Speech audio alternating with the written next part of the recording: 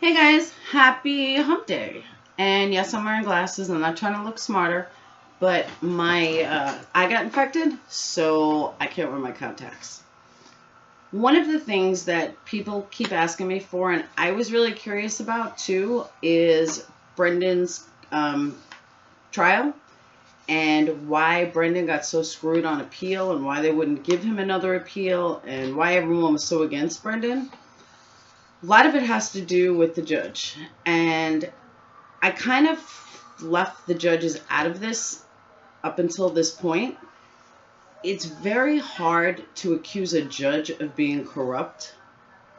It's almost unheard of in the sense of you don't want to think it. I'm not saying that it's unheard of like it doesn't happen. I'm saying that you don't want to think that a judge would put away a 16-year-old kid or any kid for that matter because it's not their job.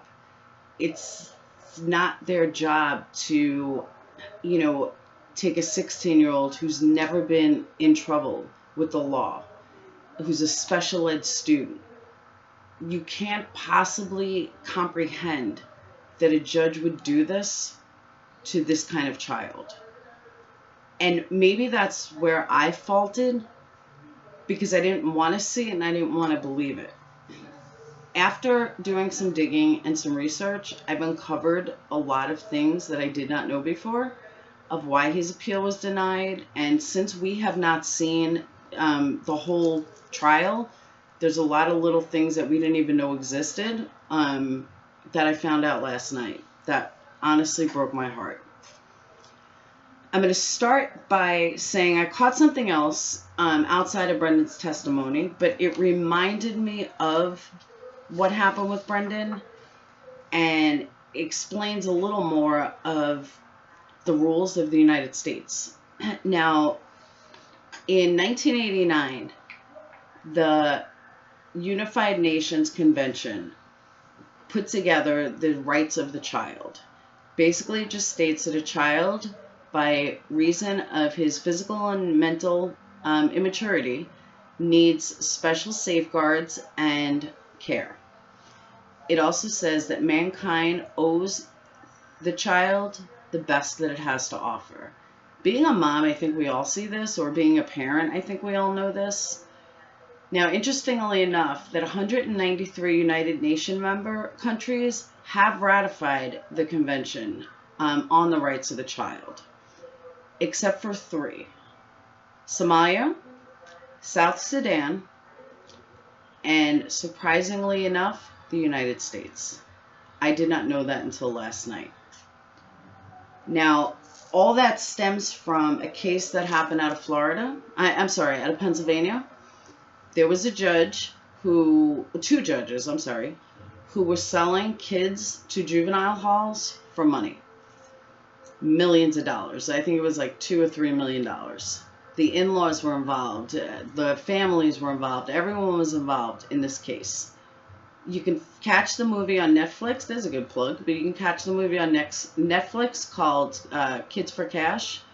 And these 2 judges, Civarella and Kohanis, are now both doing 28 years in jail for Civarella, and Kohanis is doing 17 years in federal prison. It was heart-wrenching what these judges were doing to innocent kids. I mean, one girl put a MySpace page of her, assistant principal or whatever. She got 5 years or 6 years in a penitentiary style juvie hall and 5 years probation. Another girl, I don't know how many years she got in juvie, but she was also on 5 years probation. Another kid in and out of the system from a simple school fight, and he ended up killing himself. It was heart-wrenching listening to these stories that these judges can do that and at the end sit back and say, I did nothing wrong. I was trying to help these kids. It was so mind-blowing to me. How could they? Now, it made me think about Brendan. And it made me think, is that what this judge is doing to Brendan? Is Judge Fox taking bribes? Is Judge Fox bigger than we thought to begin with. You know, who's he paying? Why is he doing this to this child? I don't have that answer yet. But what I do have is some digging into the appeal. And my mind is blown with what I discovered. One of the things that came out is that Fox would not allow Brendan to use anything from the testimony, any statements from the testimony, or any inconsistencies from the testimony. However, the state was allowed to. The state had no problem using testimony from the interrogations.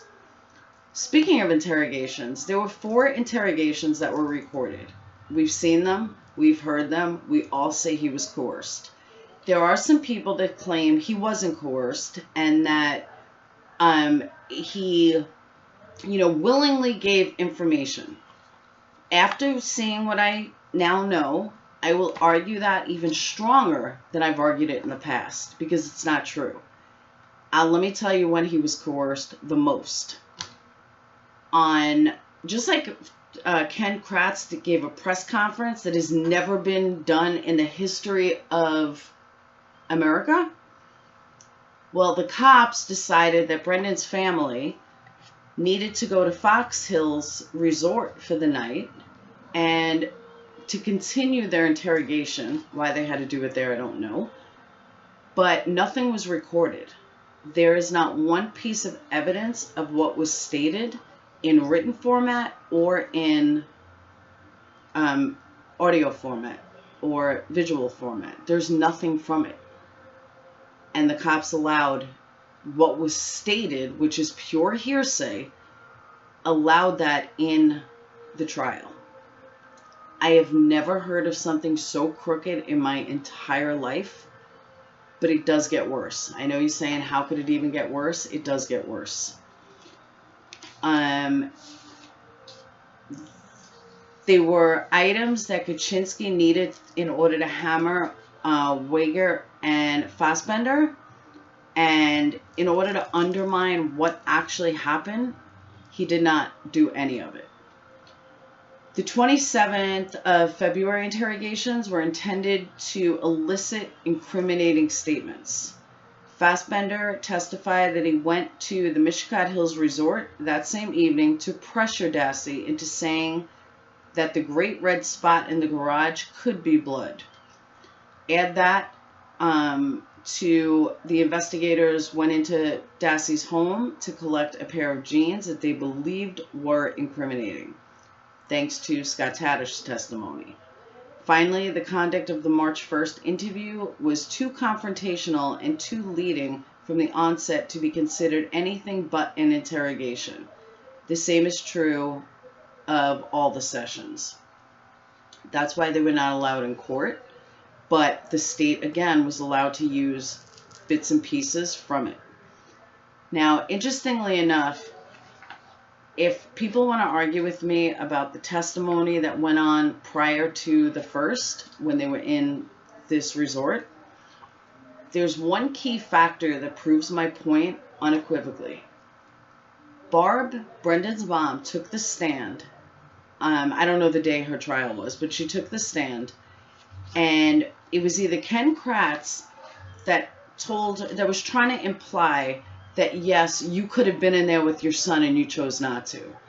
And very honestly and openly, she stated the reason why she didn't go in there is because she was told by the police that Brendan was going to confess to something that she wouldn't want to hear because it was so deplorable and disgusting. I forgot the exact word she used. That wasn't a direct quote, but I'm close.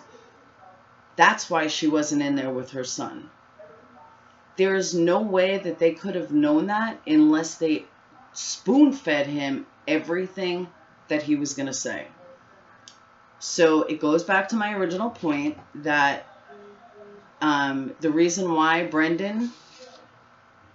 Barb wasn't in the room is because they forced her not to be, and they knew damn well what they were doing. And interestingly enough, this movie, this Kids for Cash, 52% of these kids did not have lawyers. Why? Because they walked into a courtroom and they said, oh, do you have an attorney?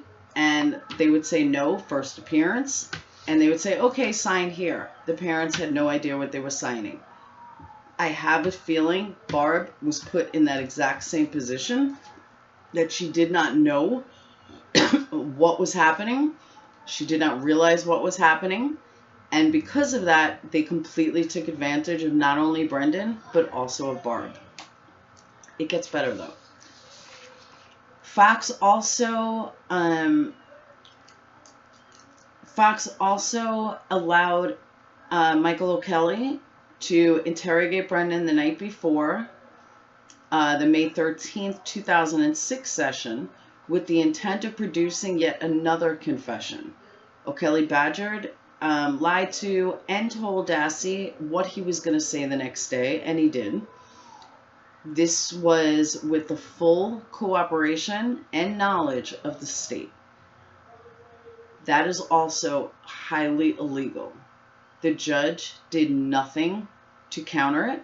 The judge did nothing for anything. He didn't care. He knew what was going on and he allowed it. Lachinsky took further steps than his first attorney, who did not tell his client that he was about to give Dassey up. Before he met with Dassey, Kaczynski publicly declared that his client was guilty. If that doesn't taint a jury's mind, well, I don't know what the fuck would then. Lastly, one of the biggest problems with the state, with Avery, is that he's a special ed student, and not exactly the greatest alibi witness. That disgraced Calumet County Ken Kratz, so he took the role of special prosecutor. He had to take Dassey out. He did not have a choice. And he didn't care because of his narcissistic ways. Kratz had his investigators, Calumet County investigator Mark Riegert and Wisconsin Special Investigator Fassbender, find a pretense to interrogate and force information from Dassey. On March 2nd, Kratz recounted a bloody and unlikely tale of a rape and murder. Kratz gave detailed inflammatory statements during a televised press conference, even before any evidence was found to verify the confession. There is absolutely little to zero evidence to back up the confession. And Fox allowed all of this to go on. He knew it was happening. He didn't stop it from happening. And the question is, why? Who was paying Fox to put Brandon in jail? I think once we find who was actually paying him or who Fox is connected to, I think A, we will either find our killer, or B, we can take down every single person in Calumet and Manitowoc that were involved in this. According to Zellner's tweets, the killer might be in Arizona. It's a new suspect. I don't think this has been a misconception. I don't think the police killed her. I don't think Kratz killed her. I don't think the judge killed her. I don't think anybody like that killed her. I don't even know if she's dead. But none of them killed her.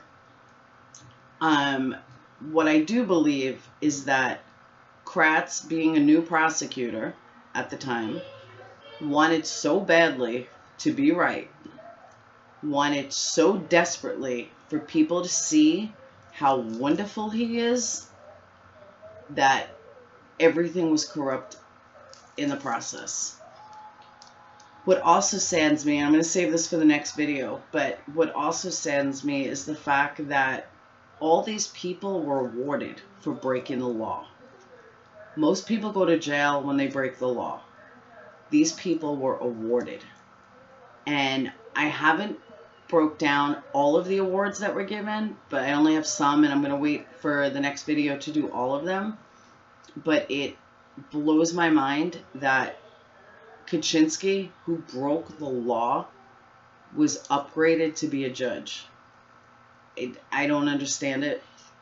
If nothing else, people need to look into this. And when I say people, I mean the FBI needs to take these people down. I don't care that some of them are retired. They need to come down. If not, be put in jail. I don't care how old they are. Lank belongs in jail. Judge Fox belongs in jail. I have not looked into Willis yet. So that's what I have for you today. I'm sorry I went over 15 minutes. I'm not feeling so well today. And that's it. So until next time, don't forget, check out my other videos. Subscribe. And that's it.